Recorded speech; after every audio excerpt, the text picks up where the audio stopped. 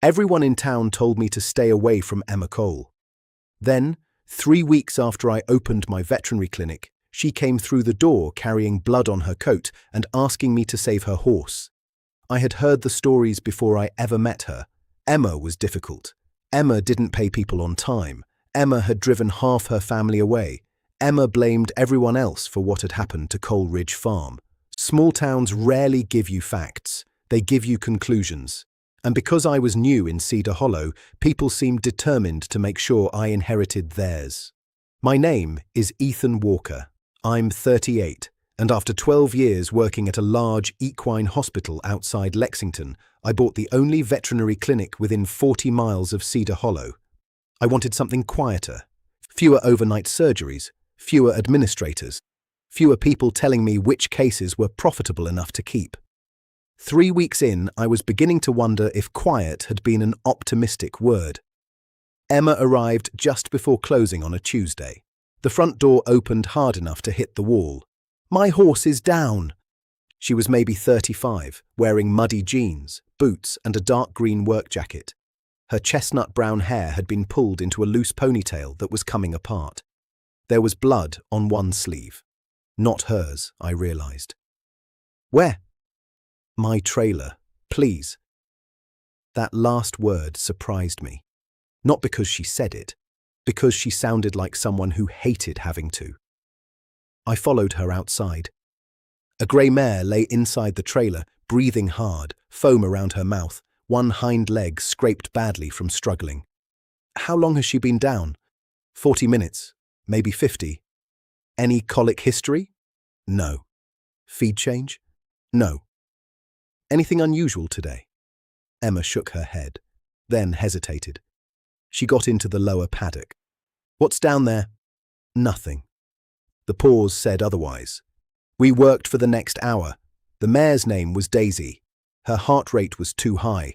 Her gums were dark. Her gut sounds were weak. I ran fluids and medication while Emma stood near Daisy's head, speaking to her in a voice that was completely different from the woman people had described to me. Soft, patient, almost apologetic. At one point, Daisy tried to rise. Emma moved toward her. I caught her arm. "Don't. She'll crush you. She hates being down." "I know. You don't know her." "No, but I know horses." Emma looked at me. For half a second, I thought she was going to argue. Instead, she stepped back. That was the first thing about her that didn't fit the stories. The second came when I asked for her payment information. She reached into her jacket and handed me a folded envelope. "What's this?" "Cash." "You don't even know what the bill is yet." "I know what emergency calls cost." I opened the envelope. It was too much. I counted it again. "You can keep this until we know what we're dealing with." Her jaw tightened. "I'd rather pay now." "Why?" "Because people talk." There it was, the entire town, sitting between us. I handed half the money back. "You're paying for treatment, not rumors." She stared at me for a moment, then took it.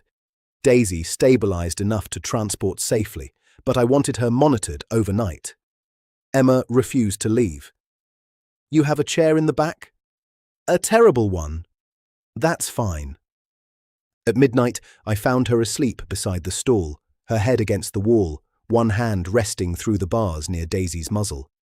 I stood there longer than I needed to. The woman everyone had warned me about looked exhausted, not dangerous, just tired. The next morning, Daisy was still weak. Blood tests gave us our first clue, something toxic. Not enough to identify immediately, but enough to explain the symptoms. "What was in that lower paddock?" I asked again. Emma looked away. "Old equipment. We haven't used it in years." "We?" "My family." "Can I see it?" Her expression changed. "No. Emma, if Daisy was poisoned by something on the property, I need to know what. She won't go back there." "What about your other animals?" Silence. "How many horses?" 7. That afternoon, I drove to Cole Ridge Farm. The place was beautiful in the way neglected things sometimes are.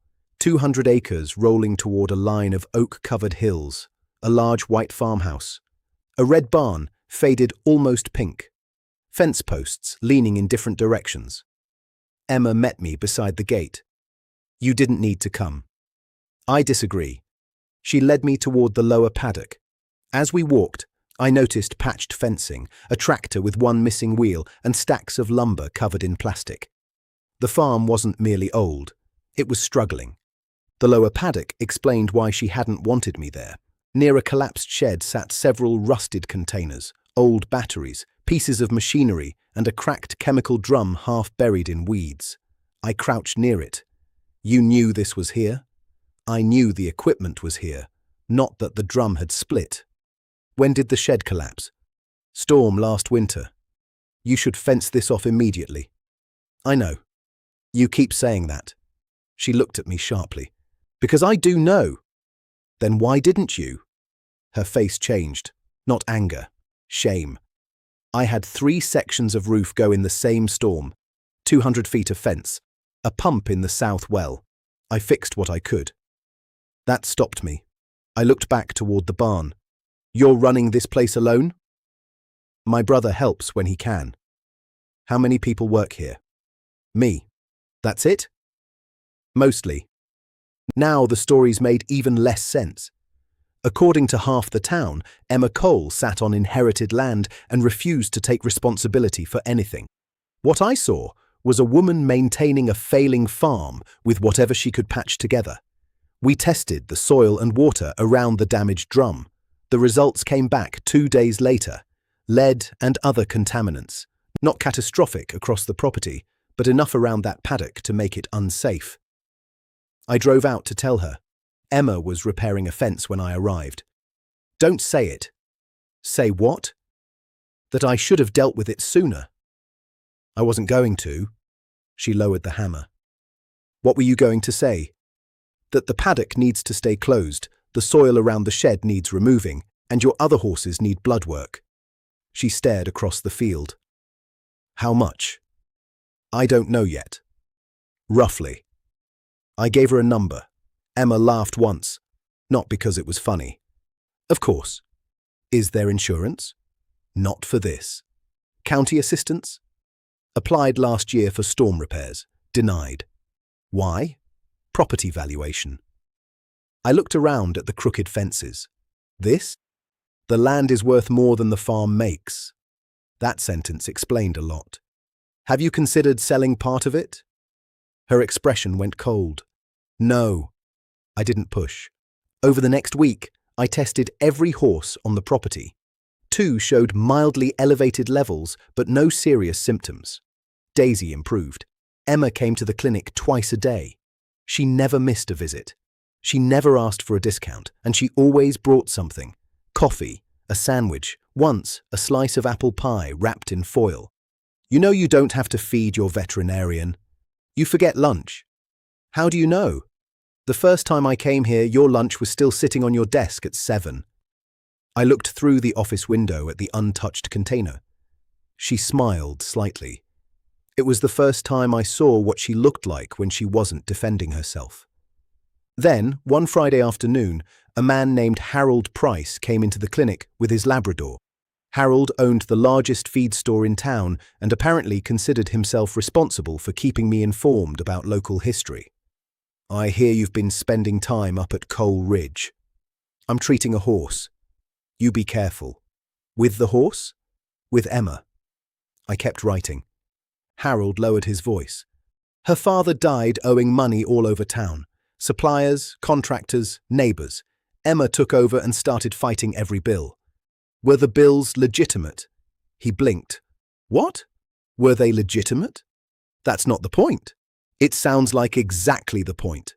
Harold's smile disappeared. Just remember, people here have known that family longer than you have. After he left, I couldn't stop thinking about it. So the next time Emma came in, I asked, "Did your father owe people money?" She went still. "Who told you?" "Does it matter?" "Yes." "Harold," she sighed. "Of course." "So?" "Yes, my father owed money. And you refused to pay." "Some of it." "Why?" Her expression hardened. "Because some invoices were for work that was never finished. Some had charges added after he got sick, some had no records at all. You challenged them. I asked for proof, and people didn't like that. No. What happened? My father had been sick almost a year. Everyone knew the farm was vulnerable. Most people were decent. She paused. Some weren't. That was the beginning of Emma's reputation. Not one dramatic event. 100 small versions of the same story. A young woman questioning bills. A woman refusing to sell land. A woman saying no when people expected gratitude. Eventually, difficult became easier to repeat than the details. I understood that. I had my own version. After my divorce, people told me I was married to my work. They weren't entirely wrong. My ex-wife used to say animals were easier for me because they never asked what I was feeling. She wasn't wrong either. Emma and I started spending more time together because Daisy still required monitoring and because I helped her build a safer temporary paddock. At first, everything between us was practical. Hold this board. Pass me that wrench. Check the gate. Bring the mare in. Then practical things became conversations. She told me her mother had died when Emma was 26. Her father had become ill 5 years later. Her younger brother had moved away for work. Emma had stayed. Did you want to? I asked. We were sitting on the tailgate of my truck after sunset, drinking terrible vending machine coffee I'd brought from the clinic. I wanted the farm. That wasn't the question. She looked at me. No. I waited.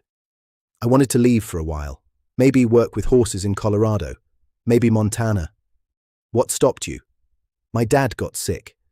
And after, there wasn't enough money to leave and keep the farm. I nodded. What about you? What about me? Why Cedar Hollow? Burnout. That sounds like the polite answer. I smiled. You always interrogate your veterinarian? Only the suspicious ones. The real answer was that I had become very good at leaving before anything could ask too much of me. My marriage, my old practice, friends I'd stopped calling because apologizing for disappearing felt harder than disappearing again. Cedar Hollow was supposed to be a reset, no complications. Then Emma Cole brought me a dying horse. The complication became bigger 2 weeks later. A letter arrived from the county. Cole Ridge had 30 days to submit an environmental cleanup plan for the contaminated paddock. If they failed, the county could restrict livestock access to a larger section of the property. For Emma, that meant losing enough grazing land to make the farm almost impossible to operate. She read the letter twice at my clinic. 30 days. We can get a plan. We? I looked at her. She noticed the word too. I mean, I can help you find someone. Emma folded the paper. You've already done enough. There it was again. The wall. Why do you always say that? Because it's true. No, it's something you use when you want people to stop getting close enough to help. Her eyes narrowed. You don't know me well enough to say that. Maybe. Definitely. She walked out. For 3 days, she didn't come to the clinic. Her brother brought Daisy for the follow-up instead. On the 4th day, I drove to the farm. Emma was loading old lumber into a trailer. You're angry. Excellent diagnosis, doctor. I'm a veterinarian. Then stay in your specialty. I almost laughed. Almost. I was out of line. That surprised her. But I wasn't completely wrong. There it is. Emma. She dropped the board onto the trailer. Do you know why I don't like people helping me? No. Because help here always comes with a second sentence. What second sentence? I can help, but maybe you should sell. I can help, but your father owed me. I can help, but you need to admit you can't manage this place. Her voice stayed calm, which somehow made it worse. Eventually you stop hearing the first sentence. I understood. So what if there isn't a second sentence? There always is. I looked toward the closed lower paddock. Mine is this. I can help, and you don't owe me anything except the truth when one of your animals is sick. Emma studied me. Then she said, That's a terrible business model. I'm discovering that. She smiled despite herself. We found an environmental contractor willing to inspect the site.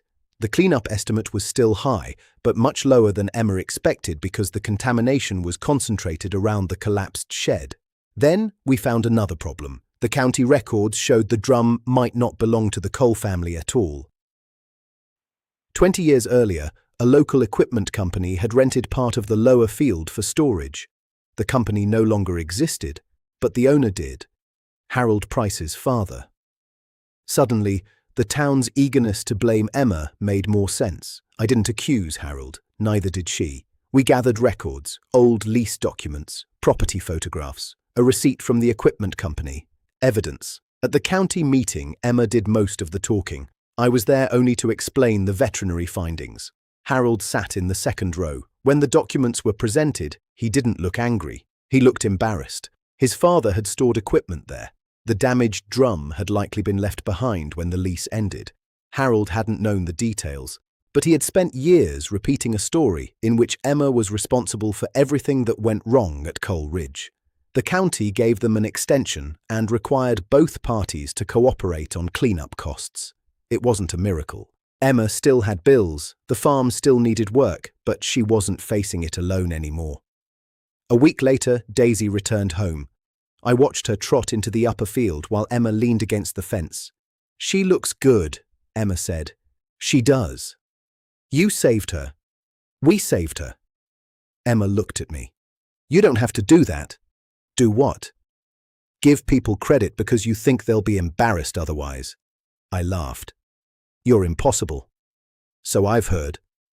For once, neither of us looked away. Then she said, "Dinner." "What?" "You've eaten 6 sandwiches in 3 weeks because of me. I owe you dinner." "You just said I shouldn't give people credit they don't deserve." "This is not credit, this is chicken." "Very different." 7 o'clock.